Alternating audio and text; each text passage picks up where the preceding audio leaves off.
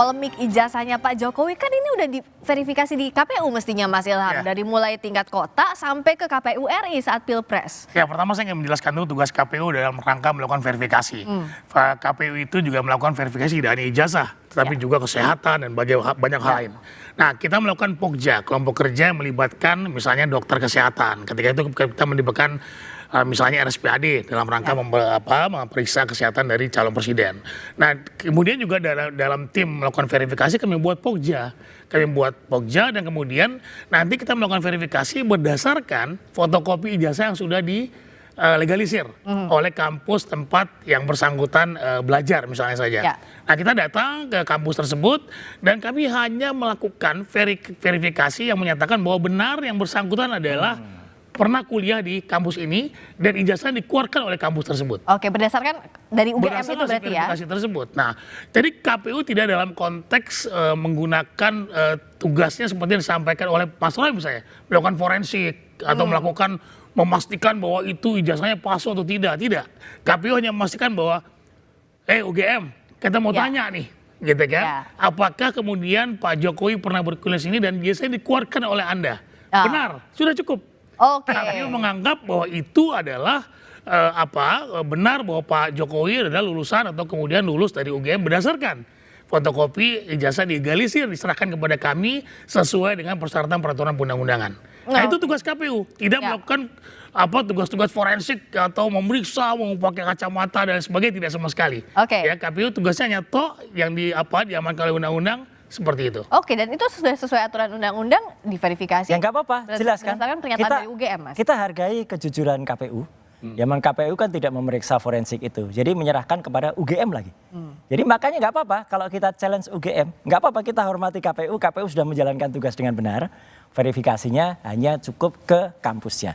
Tapi ternyata kalau kampusnya bisa salah, kampus kan nggak seluruhnya pasti benar.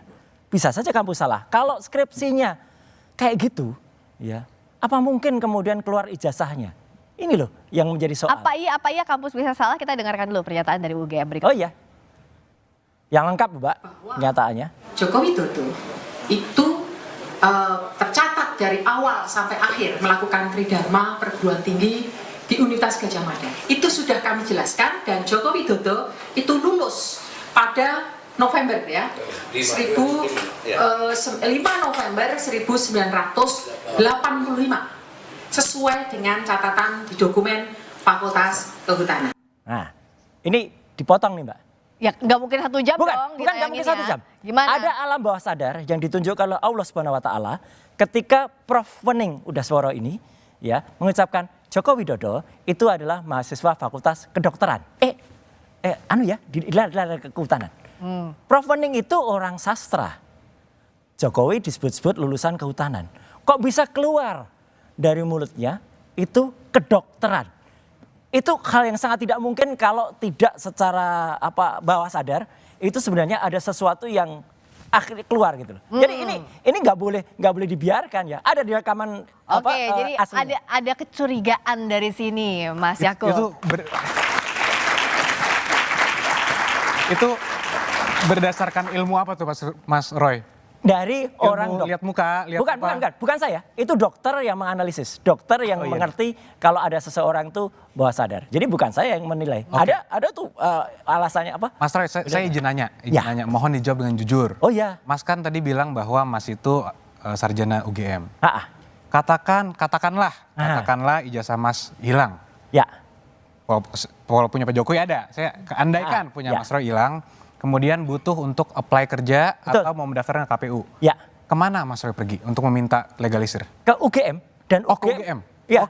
Dan UGM mengeluarkan bukan ijazah yang sama dengan kita lulus dulu loh. Ini yang penting. Iya, tapi Anda berarti ke UGM ya? Oh iya. Oh iya, berarti mempercayakan UGM sebagai yang mengeluarkan. Karena saya lulusan sana asli Mas. Berarti clear. Berarti Pak Jokowi kemarin sudah diberikan verifikasi oleh UGM. Ya berarti kalau Anda konsisten ya clear. UGM sudah memberikan statement. Nanti bisa dilihat Mas. Apakah ijazahnya Pak Jokowi yang katanya tidak pernah diserahkan kepada orang lain itu sama dengan yang beredar? Sekarang jawab juga jujur Mas sudah pernah lihat ijazah yang kemarin di bawah? Wah, sudah pasti dong Mas. Sudah pasti. Sama nggak dengan yang kemarin-kemarin itu ditunjukkan? Nanti biar di persidangan dilihat. Nggak jujur Mas. Tapi begini Mas. Nggak jujur Mas. Gini Mas. Karena saya tidak mau melampaui otoritas juga. Jadi kalau ada seorang ahli yang mengatakan bahwa saya sudah menganalisa ada dokumen saya ambil dari online, saya analisa kiri kanan Enggak, kiri ini sama kanan. sekali bukan online. Dari mana Mas yang ijazah Mas ambil? Ijazahnya adalah memang kan ijazah kita pastikan dari ketika skripsinya itu tidak benar, ya ijazahnya pasti Bukan, tidak Mas benar. kan menganalisa ijazah. Ada katanya fotonya tidak sesuai dan lain. Itu dari mana seorang source-nya? yang menuliskan dia, katanya dia mendapatkan langsung dari Pak Jokowi. Oke, tapi apakah boleh sebagai seorang ahli, Mas kan seorang ahli, sering di persidangan kan? Ya. Boleh nggak source of Kita dokumennya harus itu? percaya. Nggak, boleh nggak source of dokumen yang dianalisa seorang ahli forensik Aha. itu bukan berasal dari dokumen asli? Makanya kita tunggu. Menganalisa kopi. Oh Boleh nggak apa-apa. Boleh Makanya nggak nanti tapi? kita tunggu kalau Mas punya yang asli, ya kita bandingkan. Kalau itu ternyata yang kemarin dianalisis juga oleh saya dan Dr. Respon itu tidak benar. Orang itu yang pernah memposting dan katanya asli itu, katanya dia dapat dari Pak Jokowi itu penyebar hoaxnya dia. Tapi yang menganalisa seakan-akan iya. itu palsu siapa Mas? Loh kita karena kalau itu palsu, berarti yang ada disebar oleh hoax itu palsu kan? Nggak ada yang salah. Saya mau tanya ke Prof. Komar. Ya. Kalau dari sisinya Prof. Komar dari akademisi, apa yang disampaikan UGM semestinya klarifikasinya sudah cukup atau tidak sih? Mestinya cukup, tapi kalau ada keraguan, ada fakta-fakta, ya jelaskan aja sampai patah. Jadi silahkan Anda menggugat, tapi Anda harus siap dipatahkan kalau memang ada bukti yang menangkan. Dan saya berharap bahwa bukan pengadilan ya, proses apa di Penyidikan, Prof. penyidikan. Yang di polisi penyidikan? Nanti Penyelidikan. terus Penyelidikan persidangan. sekarang? Ya. Oh peradilan. Pengadilan ya. Saya berharap nanti terbuka seperti ini. Nah, setuju. Sehingga rakyat itu melihat pendidikan dan selesai. Ya. Jadi jangan di belakang tembok deh. Ya. Saya ingin nanti polisi, pengadilan, hakim semua, bahkan kalau perlu guru besar UGM, wali amanah, menyaksikan biar selesai urusannya. Setuju. Satu lagi, Mbak Priska. Yang menarik gini, nggak boleh dilupakan. Ketika sudah ada klarifikasi dari sekarang pejabat di UGM, mantan rektor UGM, Prof. Sofyan Effendi pun meragukan itu. Dan ada seorang mantan rektor yang lain memeluk saya sambil mengatakan, Mas, itu juga saya tahu kalau itu nggak benar. Oke. Teruskan. Nah, Mas Yakub, apakah siap kalau tadi ditantang ya terbuka prosesnya sampai di peradilan? Tentunya kan ketika kita memutuskan untuk menempuh jalur hukum, kita sudah siap dengan semua konsekuensinya. Ya. Kami siap untuk kooperatif, dibutuhkan dokumen keterangan, kami selalu siap. Jadi kita mungkin Mas Roy selalu bilang, bagus silahkan biar terbuka. Setuju. Mari kita lihat di Ya. persidangan. Jangan kayak UGM loh ya, ngakunya beneran. Kita ketika pertemuan tanggal 15 April itu Mbak, kita bertiga dihadapi wah kayak gerombolan gitu ya. Terus ada beberapa kamera, saya pikir kamera itu wartawan. Ternyata tidak, baru di ujung diberitahu itu internal Mas. Dan sampai detik ini, sampai siaran dua arah ini, kita minta rekamannya nggak pernah diberikan. Padahal di rekaman itu kalau diputar, kelihatan banget bagaimana, saya harus bilang, bagaimana pihak UGM gelagapan ketika kita tanya KKN-nya di mana. Ini bukti-buktinya yang lain mana, nggak ada. Dan itu ternyata hanya internal, padahal kita kira itu adalah seperti tadi usulan Prof. Komar benar sekali. Live streaming kalau perlu nanti semua orang Indonesia nonton. Oke, jadi kalau soal bukti, tentu nanti Mas Yakub akan melihatkannya saat persidangan. Tapi apa yang dipunya, apa yang untuk meyakinkan publik bahwa kalau Mas Roy kan bilang dari fontnya, skripsinya, apanya. Kalau dari Mas Yakub dan timnya Pak Jokowi apa ya? Gini Mbak, ini pertanyaan Mbak sangat baik karena ini merepresentasikan apa yang telah terjadi di masyarakat sekarang. Sekarang telah terjadi seakan-akan yang tertuduh yang harus membuktikan. Karena Mbak nanya ke saya, apa yang bisa Anda bawa untuk membuktikan itu asli? Ini pola pikir yang sangat rusak. Seharusnya Mbak, yang terjadi itu kita ada negara hukum, siapa yang mendalilkan harus yang membuktikan. Nah inilah bukti bahwa ini harus di stop segera, tidak bisa dilanjutkan, bisa menjadi presiden buruk, dan ini harus dibuat terang benderang secepatnya. Karena kembali lagi, ini berpotensi untuk sangat merusak kredibilitas bangsa Indonesia secara umum. Karena begini, kalau Mas Roy kan sudah bilang, kenapa saya tanyakan, oke dalam hukum pembuktian kan memang siapa yang mendalilkan dia yang harus membuktikan. Koreksi Mbak, dua-duanya equal membuktikan. Nah oke, tunggu dulu. Kalau Mas Roy kan sudah bilang bahwa font dan lain-lain, tapi di sisi lain kan ditanya apa kantornya bahwa itu adalah asli yang dipegang, begitu? Apakah bisa menjaminkan? Tentu. Karena gini, Pak Jokowi sudah melewati semua tahapan pada saat beliau kuliah. Yang tadi dibilang KKN tidak ada, itu saya pastikan salah, karena ada. Dan semua sudah kami berikan detailnya kepada para penyelidik untuk nanti ya silakan dilanjuti untuk di proses persidangan.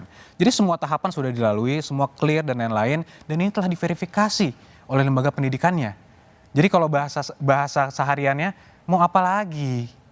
Nah, jadi kita tunggu apa yang selama ini dianggap dianalisa katanya fotonya berbeda. Sekarang juga terakhir saya lihat di media massa sudah mulai ada pihak-pihak yang bilang itu foto perkawinannya juga sudah berbeda. Mungkin bukan Ibu Iriana malah. Aduh, ini menurut saya sangat jahat dan perlu di stop menurut pendapat saya. Jadi hal-hal seperti inilah yang perlu mungkin kita pahami bersama bahwa perkara ini sudah bukan lagi tentang perkara Pak Jokowi. Perkara ini sudah mengenai masa depan bangsa Indonesia dan masa depan hukum di Indonesia.